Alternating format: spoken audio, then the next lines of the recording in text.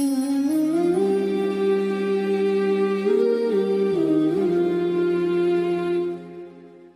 اللہ الرحمن الرحیم۔ ایک اہم عمل کی فضیلت، استخارہ کرنا نیک بختی کی علامت۔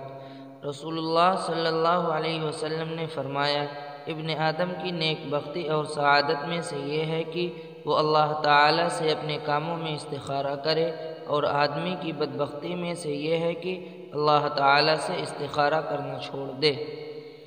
ایک گناہ کے بارے میں زکوٰۃ نہ دینے کا انجام۔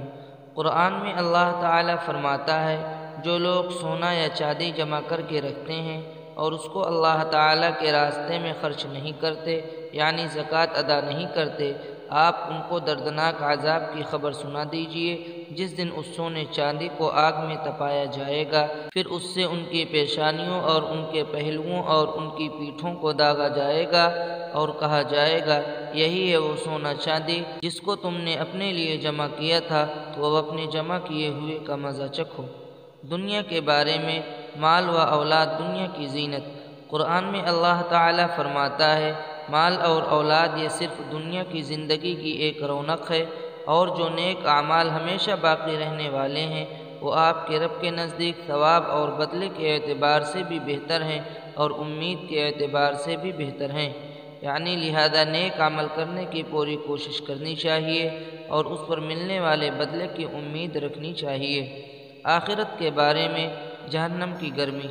حضرت عمر رضی اللہ عنہ بیان کرتے ہیں کہ جبریل علیہ السلام نے رسول اللہ صلی اللہ علیہ وسلم سے کہا، مجھے اس ذات کی قسم جس نے آپ کو حق کے ساتھ بھیجا ہے، اگر جہنم سے ایک سوئی کے ناکے کے برابر سوراخ کر دیا جائے تو اس کی گرمی سے روئے زمین پر رہنے والے سب مر جائیں۔ طب نبوی سے علاج، بواسیر اور جوڑوں کے درد کا علاج۔ رسول اللہ صلی اللہ علیہ وسلم نے فرمایا، انجیر کھاؤ کیونکہ یہ بواسیر کو ختم کرتا ہے اور جوڑوں کے درد میں مفید ہے۔ نبی کریم صلی اللہ علیہ وسلم کی نصیحت۔